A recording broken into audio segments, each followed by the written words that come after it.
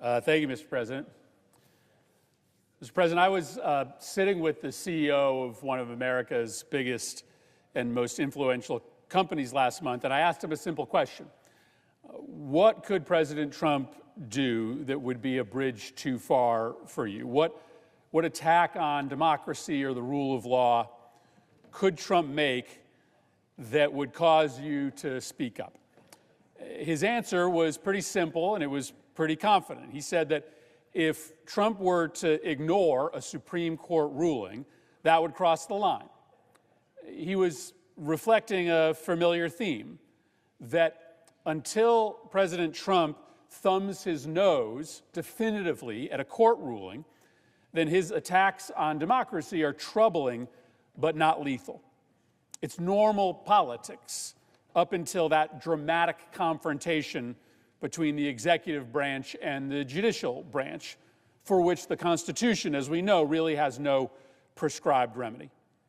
And for many Americans, they may breathe a sigh of relief that America's most influential private sector leaders would rise up to defend democracy if this confrontation that we worry about came to pass. Combined with a massive public mobilization, we could be saved. But I didn't breathe a sigh of relief. The opposite. I'm deeply worried that we have really spent little time studying the paths that democracies take when they collapse. Most of the time, there is not a singular moment when the executive dramatically seizes power. There's not normally a brazen attempt to burn down the Parliament building. No, instead, democracies die when gradually, often quietly and methodically over time, the structures that hold the executive accountable for corruption, for thievery, for wrongdoing are dismantled.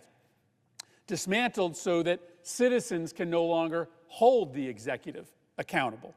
Dismantled so that the political opposition never has enough room to maneuver meaningfully. There are still elections. The executive doesn't try to stuff the ballot box. Occasionally at lower levels, the opposition still wins. But what happens is that those structures of accountability are either so degraded or so completely co-opted by the regime that the truth is just buried, and the political opposition loses the basic tools that it needs to win. In every democracy that stops being a democracy, then there's a familiar story. There are 4 institutions that the regime attacks, and attacks relentlessly until those structures of accountability are so disintegrated that even though elections continue to happen, the same party or the same person wins power election after election. And those 4 institutions are the press, the legal profession, universities, and the business community. If you degrade or co-opt these 4 institutions, you never need to have a high-stakes fight with the top court in your country. You don't need to burn the Reichstag down.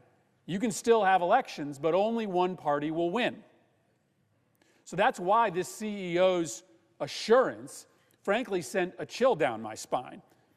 Because our democracy isn't at risk of dying, it is dying. As we speak, we are watching it die. It is not too late to save it. Let me say that again. It is not too late to save our democracy, but we can't continue to close our eyes and think that our democracy can survive a coordinated assault on those 4 key institutions of accountability. Democrats and Republicans need to see what is happening before our eyes, rise up and defend the independence of journalists, of lawyers, of universities, and of the private sector. So I want to spend a minute or two to walk you through what President Trump is doing and how it frankly, chillingly mirrors the tactics that other leaders have used to transition real democracy into pretend fake democracy. It always starts with journalists. From Hungary to Belarus to Venezuela, countries that have elections, but elections where one party just keeps on winning, these are places where journalists are subject to nonstop harassment campaign from the regime, such that people just stop doing journalism or journalists stop telling the full truth. Last month, for instance, the Turkish president, Erdogan, locked up 11 journalists simply because they were covering protests against Erdogan's jailing of the top opposition leaders. Now, Trump has not started jailing journalists, but the pace of harassment in the first 60 days of his second term is alarming. He's denied access to government buildings, including the White House, to journalists who don't use pre-approved language from the White House. He is preferencing credentials to partisan journalists who simply parrot his party line. His FCC has begun to deliberately harass media companies that are owned by political opponents of the president. But Trump's campaign to destroy independent journalism, it has a darker and more menacing side, because Trump isn't just trying to intimidate journalists so that they'll be afraid to tell the truth. He's also trying to destroy the concept of truth itself. And again, this is a key facet of leaders who are elected who are trying to transition democracies away and into something very different. How do you destroy truth? Well, that's why the Secretary of Defense looks into the camera and tells the American public that the text messages that everybody read, filled with classified information and war plans, did not include classified information and war plans. The White House wants you to believe that 1 + 1 does not equal 2 any longer, that you should doubt even the clear things that you see with our eyes, that nothing is real, that nothing is true, that if you are a supporter of the regime and I tell you 1 + 1 = 3, then 1 + 1 = 3. Those weren't war plans, those weren't classified documents. That's also why the official position of the White House on key issues like tariffs changes every hour. Because if the ground truth just changes constantly, then there's no truth at all. Journalists are made to look foolish by reporting a true thing at 9 a.m. that becomes untrue at 10 a.m. Journalism loses its credibility when the facts being distributed by the White House change all the time. Trump says the tariffs are permanent. Journalists report the president says the tariffs are permanent. An hour later, Trump says, I never said they're permanent. They're not permanent. I'm cutting deals. They write that he's cutting deals. An hour later, they're suspended. No more tariffs. When the truth changes constantly, it's hard to believe that there's anything true any longer. Second, universities are always a target of would-be autocrats. Again, in Turkey, the government has terminated thousands of professors just because they criticize the government. In Hungary, one of the nation's most prestigious universities was forced to move out of the country because President Orban attacked it so ceaselessly for fomenting protest against his government. Universities over the long history of democracy have been the place where protest, especially youth protest, begins. They are a thorn in the side of leadership. The famous Tiananmen Square protests in China were, of course, started by university students. So it's no surprise that if you want to crush democracy, you need to crush the independence of universities. That's why Trump's decision to target universities that permit criticism of President Trump is so bone-chilling. He pretends like he's standing up to anti-Semitism on campuses, but what he's really trying to do is make clear that protests against his policies on campuses will result in federal funding being cut off. Columbia University was forced to agree to a stunning list of free speech concessions in order to gain assurances from President Trump that their federal funding would continue. They had to agree to allow campus police to arrest protesters. They had to essentially agree to receivership, federal receivership, over an academic department that houses professors who are critical of Trump and his policies. Effectively, the President of the United States got to pick the person who will oversee the Columbia Department on the Middle East, South Asian, and African Studies, as well as the Center for Palestine Studies. That is extraordinary, That's not what happens in a healthy democracy. The leader of the country micromanaging academic departments at major universities to assure that academic work aligns with the regime. And now, having successfully forced Columbia to bend the knee and quell dissent on their campus, Trump is targeting other universities. Some of them will sign similar agreements, giving President Trump power over those campuses. But frankly, all Trump has to do is make an example of a handful of universities, and others will simply comply and obey in advance. Why, as an academic president, when you've got federal dollars that employ people at your university, would you permit a major protest against a Trump policy if you know that that's going to jeopardize federal funds? Or maybe you allow it because you don't want to so brazenly stand in the way of free speech, but you just make sure that it's not too big a protest or it's not too critical. You police speech to be on the right side of the regime. That is what happens in all of these fake democracies, and that is what's happening here. But controlling speech on campuses is not enough. Controlling and intimidating journalists is not enough. You got to go after the lawyers too. Now, maybe there's not a lot of love for lawyers in this country, but lawyers are the ones that bring the lawsuits to stop the thievery and the illegality. Lawyers are compelled by their oath to stand up for the Constitution. Putin arrested Navalny's lawyers right on the eve of Navalny's trial. In Venezuela, Maduro routinely harasses and detains lawyers, human rights lawyers, because he knows those are the ones that will hold him accountable. In Tunisia, the regime stormed the offices of the Bar administration to intimidate the legal profession into silence. Here in America, Trump is engaged in a shameless campaign of extortion against any major law firm that has taken a position against Trump or Trump's interests. What he is doing is extraordinary. And it is mind-blowing to me that it is just being ignored by my Republican colleagues. He's going firm by firm, and not to every firm, just to the firms that have represented Democrats or brought cases against him.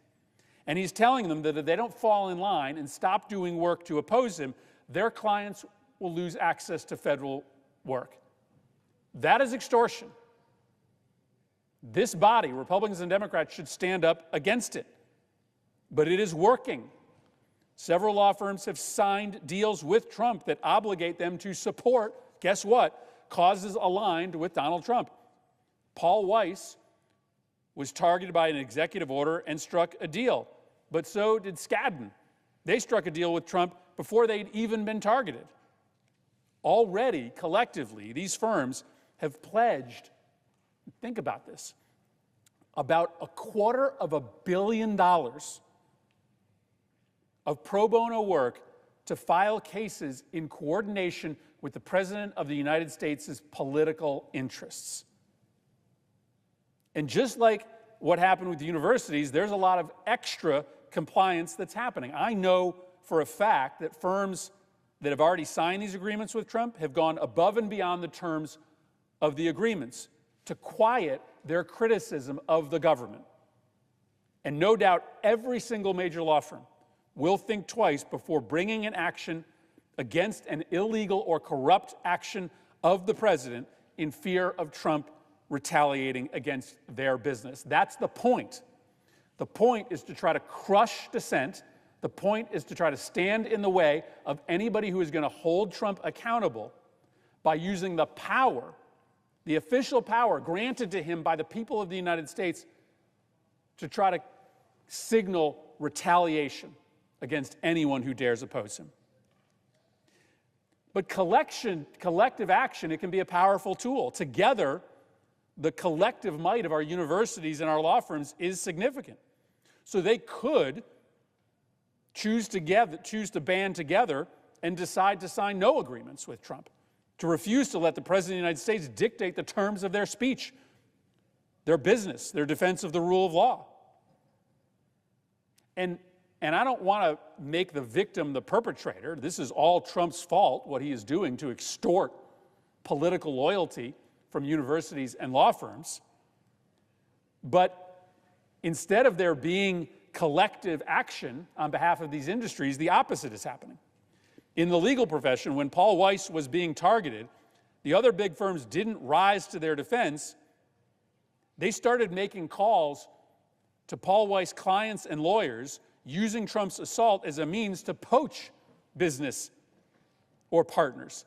That's shameful, acting like ravenous vultures, putting your profits first instead of your country's interests or the interests of the legal profession, which pledges before a court to stand up for the rule of law. Instead, these big firms are aiding and abetting the destruction of the rule of law by doing Trump's work for him, making targeted firms even more vulnerable by working behind the scenes to strip them bare for parts. There are good, patriotic lawyers at many of these high-priced firms who know that this is wrong, and they should speak up. Some of them already have. And now, finally, Trump is coming for the rest of the private sector. Listen, I have no idea what the Trump tariff policy is. The constantly shifting positions of the last week, they're an embarrassment. It's complete incompetent malpractice. It's jeopardized jobs and retirement savings and college funds all across this country. But the tariffs are complicated and convoluting and hard to understand, likely because they aren't actually economic or trade policy. They're a political tool. This one, designed to force every major company to come before Trump to plead for tariff relief in exchange for giving Trump the company's political loyalty. No different than what's happening in the legal profession or in America's universities.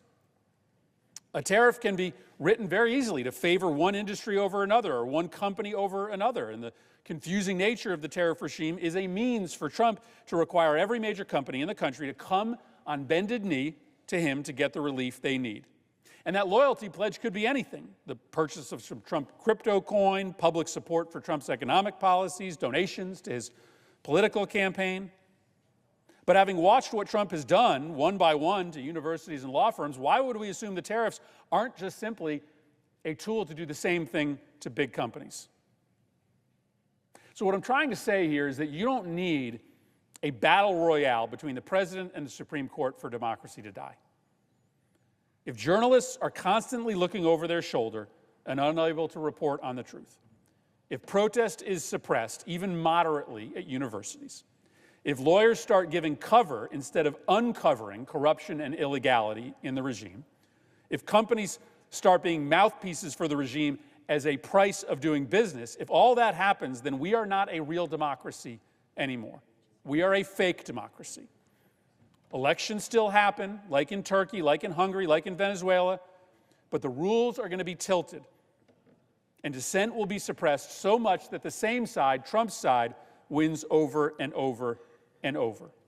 And this should matter not just to Democrats, not just to members of the minority party. This should matter to Republicans as well. We swear an oath to uphold the Constitution. And it is time for us to see the game that is being played. The good news is that the rules have not been fully rigged yet. There is still time, not loads of it, but there is still time for this body to set a tone that causes the kind of massive public outrage necessary to stop this campaign of destruction in its tracks.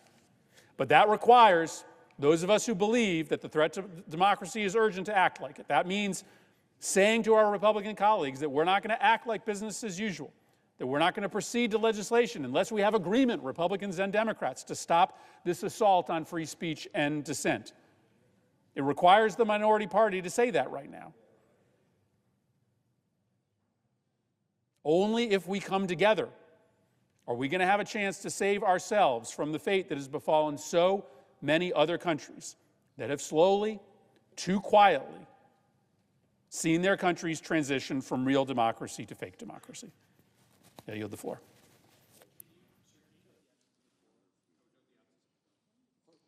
Clerk will call the roll.